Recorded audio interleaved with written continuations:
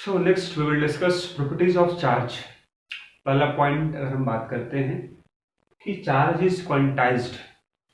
What is the meaning of this statement? Charge is quantised means what?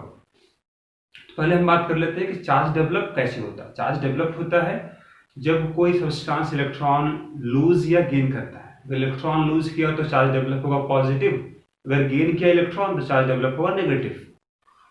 तो यहाँ पर अगर हम बात करते हैं कभी भी अगर कोई इलेक्ट्रॉन लॉस या गेन होगा तो सपोज कोई सब्सटेंस अगर एक इलेक्ट्रॉन गेन करेगा तो उसमें चार्ज डेवलप एक इलेक्ट्रॉन का होगा। अगर दो इलेक्ट्रॉन गेन किया तो चार्ज डेवलप दो इलेक्ट्रॉन का होगा। तो जितना भी इलेक्ट्रॉन गेन करेगा या फिर लॉस करेगा उससे करस्पॉन्डिंग उसमें चार्ज डेवलप होगा। लेकिन कभी ऐसा नहीं होगा कोई सब्सटेंस मतलब हाफ इलेक्ट्रॉन लॉस करेगा या 3/2 इलेक्ट्रॉन लॉस करेगा, ऐसा कभी नहीं होगा। हमेशा लॉस करेगा इलेक्ट्रॉन तो इंटीजर वैल्यू में होगा, 1 2 3 4 इस तरह से कुछ होगा। तो यह बोला जा रहा है कि it can take only integer value of electron. मतलब आप यहाँ बोल सकते हो कोई किसी में भी चार्ज जो डेवलप होगा Q is the total charge. किसी में अगर डेवलप क्यू चार्ज है तो हमेशा क्या होगा, multiple of charge of electron होगा। आप इस तरह से लिख सकते हो Q equal to N E. यहाँ पर एन इंटीजर है, नंबर ऑफ इलेक्ट्रॉन है, और ये आपका चार्ज ऑफ 1 इलेक्ट्रॉन है। इसीलिए हम बोलते हैं चार्ज इज क्वांटाइज्ड। फिर बात सेकंड पॉइंट बोलते हैं charge is of two types, positive charge, negative charge. इसके बारे में पढ़ चुके हो आप। इलेक्ट्रॉन पे चार्ज नेगेटिव है। इलेक्ट्रॉन पे जो चार्ज था बताया गया था this is -1.6 10 to the power -19 coulomb, और प्रोटॉन पे जो चार्ज है +1.6 10 टू द पावर -19 कूलम। तो मैग्नीट्यूड तो बराबर ही है, बस साइन अपोजिट है। फिर बात करते हैं next point, same charge repel each other and opposite charge attract each other. ये पॉइंट भी हम लोग क्लियर है। अगर चार्ज अगर सेम होगा तो उसके बीच में रिपल्सिव फोर्स काम करेगा, और अगर चार्ज अपोजिट है तो दे अट्रैक्ट ईच अदर। अब आगे हम बात कर लेते हैं कि चार्ज जो है, charge is a scalar quantity.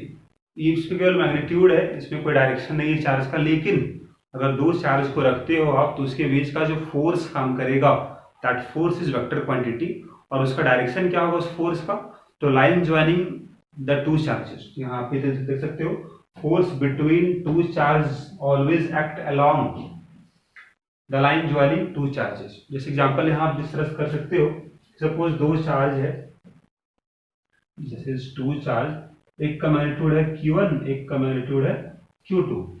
तो अगर आप सपोज डिस्टेंस इसके बीच का डिस्टेंस सपोज r होगा, r is the distance between two charge.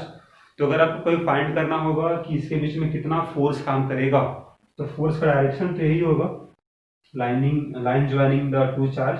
Charge अगर अपोजिट है तो अट्रैक्ट करेगा, चार्ज अगर सेम अगर चार्ज है तो रिपेल करेगा। What is the magnitude of force? तो फोर्स जो यहाँ पर आएगा दिस इज की होगा Q1 Q2 by r²। This is the formula जिसके बारे में आप पढ़ोगे, आप फिजिक्स में पढ़ना होता है, क्लास 12 में एक चैप्टर ही होता है आपका इलेक्ट्रोस्टैटिक। वहां पढ़ना होता है कि चार्ज के कारण फोर्स कितना होगा। दो चार्ज अगर प्लेस्ड है r डिस्टेंस पर तो कितना फोर्स काम करेगा, तो उसको निकाल सकते हो इस फॉर्मूले से आप। k is a constant, Q1 Q2 तो चार्ज आपको दिख रहा है यहाँ पर, और r क्या होगा, r डिस्टेंस बिटवीन देम। ठीक है। अब k का वैल्यू अगर हम बात करते हैं तो k का वैल्यू डिपेंडिंग ऑन यूनिट, जैसे q अगर आपका SI यूनिट में है, r अगर SI यूनिट में है, तो k का वैल्यू हम लिख लेते हैं क्या होगा इसका वैल्यू। तो हम ये बात बोलते हैं कि इन SI यूनिट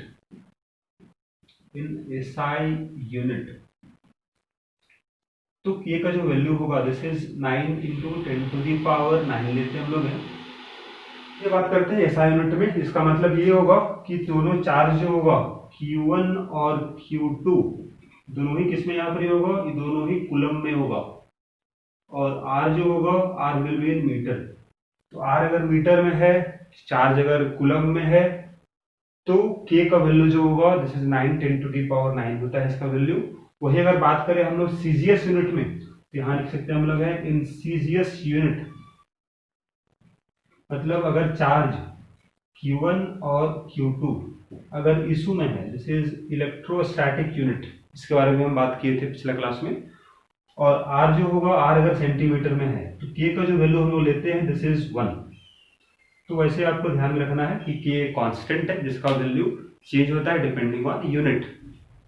और ये फोर्स का फॉर्मूला जिसको आपको याद रखना है दिस इज इंपॉर्टेंट फॉर्मूला। तो यहाँ पर कुछ यूनिट्स है, जैसे आप एंगस्ट्रॉम अगर बात करते हैं तो ये एक यूनिट है आपका डिस्टेंस बताने के लिए। तो इसको हम लोग को ध्यान में रखना होता है, कभी प्रॉब्लम में अगर ये इस्तेमाल हुआ तो इसको कन्वर्ट करना होगा आपको मीटर में या फिर सेंटीमीटर में, तभी प्रॉब्लम को आप सॉल्व कर पाते हैं। तो आइए यहाँ पर देखते हैं what is meaning of 1 angstrom. This is 10 to the power -10 metre को बोलते हैं 1 angstrom. This is 1 nanometre, 10 to the power -9 metre को बोलते हैं। 1 micrometre, 10 to the power -6 metre. 1 picometre, picometre means 10 to the power -12 metre. 1 femtometre, 10 to the power -15 metre. तो ये जो आपके पास है ये आपका जो बोल सकते हो आप यूनिट्स जो है, इसको हम लोग को याद रखना है कि क्या मल्टीपल होता है आपका ये दोनों यूनिट्स में। मीटर है और ये आपका एंगस्ट्रॉम, नैनोमीटर, माइक्रोमीटर, पिकोमीटर, फेम्टोमीटर में क्या रिलेशन, इसको आपको याद रखना है।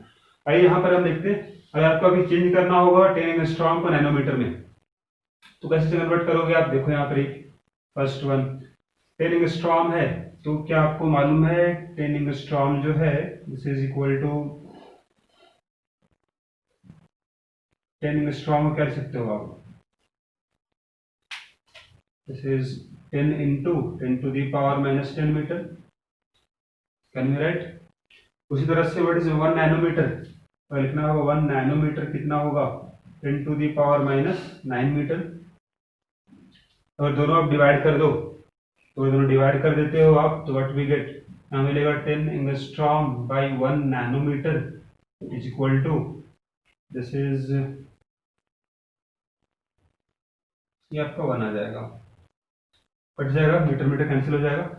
तो यहाँ बोल सकते हो 1 नैनोमीटर हो जाएगा 10 एंगस्ट्रॉम, ये रिलेशन आएगा दोनों में।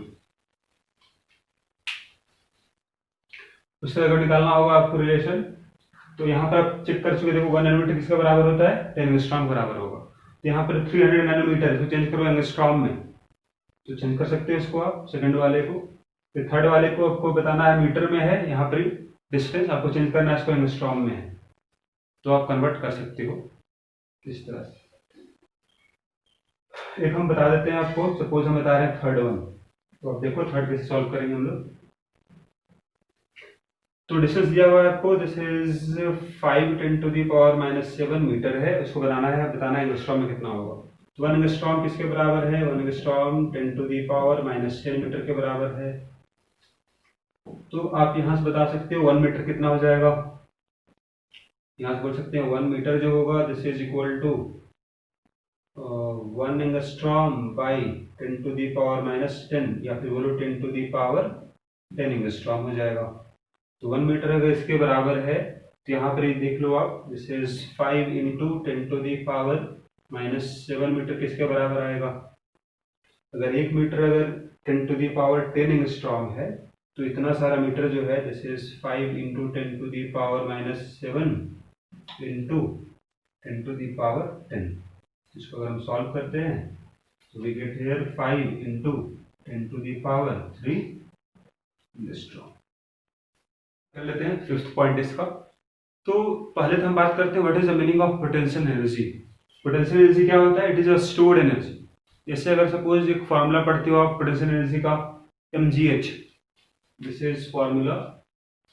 और ये फॉर्मूला कब अप्लाई करते हो आप, जैसे अगर हम बोलते हैं फॉर्मूला होता है पोटेंशियल एनर्जी का, this is mgh, kinetic energy का फॉर्मूला हो जाएगा हाफ mv²। ये फॉर्मूला इस्तेमाल करते हो आप, कोई अगर हम बात करें फॉर्मूला पोटेंशियल एनर्जी का mgh, तो कोई अगर मास m अगर मास h हाइट पे अगर रखा हुआ होगा अर्थ सरफेस से, तो उस मास पे पोटेंशियल एनर्जी स्टोर्ड होगा, इसका वैल्यू होगा mgh। उसी तरह से काइनेटिक एनर्जी क्या होता है, it is the half mv² होगा, जहां पर m आपका मास ऑफ ऑब्जेक्ट है जो मूव कर रहा है v वेलोसिटी से। तो ये जो आपके पास पोटेंशियल एनर्जी है या काइनेटिक एनर्जी है, ये किसी मास के लिए डिफाइन होगा। कोई मास अगर कितने हाइट पर रखा हुआ है या फिर किस वेलोसिटी से वो मूव कर रहा है। हम बात करने वाले चार्ज के लिए, लेकिन अब एक बात ये भी यहाँ पर ये होगा ये जो फॉर्मूला आपके पास होगा, ये फॉर्मूला अप्लाई होगा in gravitational field formula apply होगा, potential energy equal to mgh। यहाँ पर g को बोलते हैं एक्सीलरेशन ड्यू टू ग्रेविटी। लेकिन अगर कोई चार्ज पार्टिकल रखा हुआ है तो चार्ज पार्टिकल में इलेक्ट्रिक फील्ड होता है। सपोज कोई चार्ज पार्टिकल, जैसे यहाँ पर q1 चार्ज है और एक चार्ज है q2, डिस्टेंस अगर इसके बीच का r होगा तो यहाँ पर डेवलप होगा इलेक्ट्रिक फील्ड, और उस इलेक्ट्रिक फील्ड में स्टोर्ड पोटेंशियल एनर्जी जो होगा उसका फॉर्मूला क्या हो जाएगा, the stored energy is k q1 q2 by r। अगर आप रिलेट करो पिछले फॉर्मूला से तो फोर्स का फॉर्मूला में यहाँ पर ही r स्क्वायर था, डिफरेंस बस यही है, यहाँ पर केवल r होगा, k q1 q2 by r। This is the amount of energy stored between two charge which are placed r distance apart. ये जो एनर्जी है ये स्टोर्ड एनर्जी कहाँ पर होगा, अगर दो चार्ज पार्टिकल q1 q2 है r डिस्टेंस पर, तो उसमें जो स्टोर्ड एनर्जी है उसका वैल्यू है आपका k q1 q2 by r। इसको बोलते हैं पोटेंशियल एनर्जी। नेक्स्ट बात करते हैं हम लोग है, if a charge q is placed on a surface having potential v volt then energy of charge is q into v। अगर कोई चार्ज, अगर हम बात करते हैं q है जो कहाँ रखा गया है, तो किसी सरफेस में जहाँ पोटेंशियल कुछ वोल्टेज है या पोटेंशियल डिफरेंस बोलो आप उस वाले पार्ट में, v वोल्ट का अगर पोटेंशियल है सरफेस में, तो उस चार्ज पे कुछ एनर्जी गेन करेगा, वो जो चार्ज हो कुछ एनर्जी गेन करेगा, that will be q into v। This is the amount of energy gained by charge particle q which is placed in a surface having potential v volt। बात करते हैं electron volt के बारे में। What is the meaning of electron volt? This is electron volt क्या होता है, symbol हो जाएगा eV। तो आइए हम देखते हैं व्हाट इज इलेक्ट्रॉन वोल्ट। जैसे मान लो आप इस तरह से पोटेंशियल डिफरेंस यहाँ पे हम क्रिएट करते हैं 1 वोल्ट का। There is potential difference of 1 volt, negative plus, this is 1 volt का पोटेंशियल डिफरेंस यहाँ पर है, this is negative, it is plus. अगर कोई यहाँ चार्ज q रखा हुआ है तो इस चार्ज q पे कुछ फोर्स काम करेगा। जैसे यहाँ देखो, इस q चार्ज अगर पॉजिटिव होगा तो प्लस प्लस में रिपल्सिव फोर्स काम करेगा, तो it will move in this direction. अगर चार्ज इसका माइनस होगा तो माइनस माइनस में रिपल्सिव फोर्स काम करेगा, तो मूव करेगा इस तरफ। मतलब चार्ज पार्टिकल यहाँ मूव करने वाला है, मूव करेगा मतलब it will gain some kinetic energy. अब कितना एनर्जी गेन करेगा, तो पीछे बताए थे आपको हम कि कोई अगर चार्ज q रखा गया है पोटेंशियल v पे, तो what is the energy gain, उसका फॉर्मूला था q into v, और वो एनर्जी क्या होगा, वो एनर्जी काइनेटिक एनर्जी के फॉर्म में यहाँ पर ही आ जाएगा, क्योंकि चार्ज पार्टिकल मूव करेगा। तो काइनेटिक एनर्जी कितना होगा, q into v होगा। अगर यहाँ इलेक्ट्रॉन होता, इफ q इज इलेक्ट्रॉन, मतलब q का मतलब है चार्ज, और चार्ज ऑफ इलेक्ट्रॉन को हम e लेते हैं, और यहाँ पर अगर 1 वोल्ट है तो बोल सकते हैं यहाँ पर आप दिस इज काइनेटिक एनर्जी जो आ जाएगा, this is equal to 1 e into 1 volt. तो बोल सकते हो 1 इलेक्ट्रॉन वोल्ट। तो अगर डिफाइन करना होगा what is 1 electron volt, 1 electron volt is amount of energy gained by electron when it is placed in electric field of potential difference 1 volt.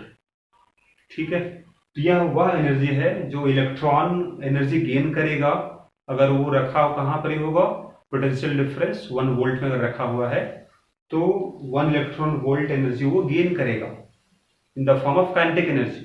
अब अगर इसको हम चेंज करें इस वाले पार्ट को जूल, जरा देखते हैं हम लोग है 1 इलेक्ट्रॉन वोल्ट अगर हम बात करते हैं, ये एक्चुअली है क्या, 1e into 1v है। 1e का मतलब चार्ज ऑफ इलेक्ट्रॉन है। What is charge of electron, 1.6 10 to the power -19 coulomb, 1 volt रहेगा। तो यहाँ से 1.6 10 to the power -19 ऐसा यूनिट दोनों है, तो ये आपका जूल में आ जाएगा एनर्जी।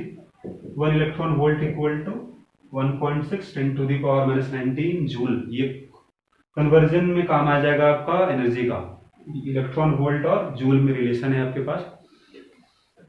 अब यहाँ इंपॉर्टेंट ये होगा आपके पास कि अगर कोई आयंस दिया हुआ है तो उसका चार्ज को आपको बताना है इन टर्म्स ऑफ ई। जैसे आप मान लो कि सपोज सोडियम आयन है, तो सोडियम आयन है, इसका चार्ज कितना होगा, तो इसका चार्ज प्लस, एक प्लस है मतलब इसमें एक इलेक्ट्रॉन का चार्ज है, या बोलो एक प्रोटॉन का चार्ज है। मैग्नीट्यूड अगर केवल बात कर रहे हैं, इसमें 1 प्रोटॉन का चार्ज या फिर 1 इलेक्ट्रॉन का चार्ज, चार्ज तो बराबर ही होता है इलेक्ट्रॉन प्रोटॉन का, इसका मतलब बोलोगे आप चार्ज इसका ई होगा।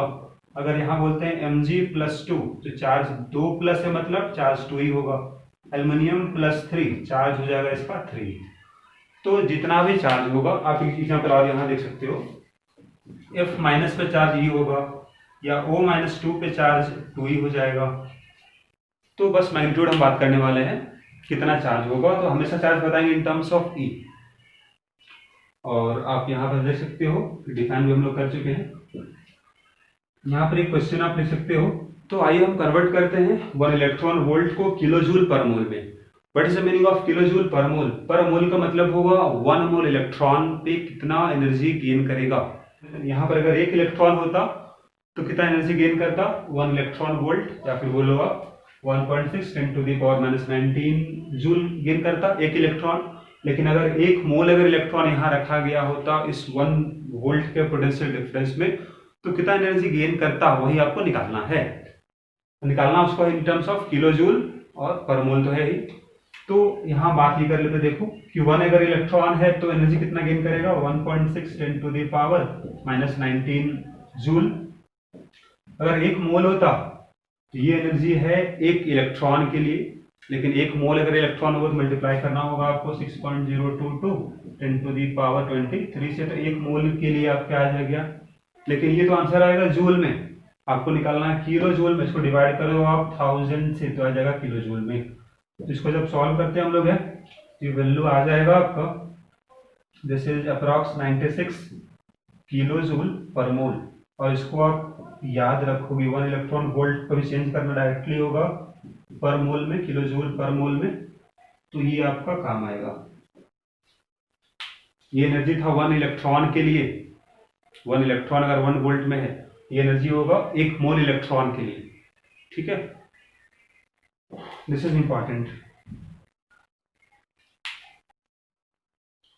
तो देखो प्रॉब्लम में यहाँ पर एक चार्ज है 5e चार्ज है, पोटेंशियल डिफरेंस भी दिया हुआ है 20 वोल्ट। आपको बताना है काइनेटिक एनर्जी क्या होगा। फॉर्मूला भी बताए थे आपको हम, kinetic energy equal to charge into potential difference. Charge है 5e और वोल्टेज है 20 वोल्ट, दिस इज 20 वोल्ट। तो आंसर कितना होगा? This is 100 electron volt.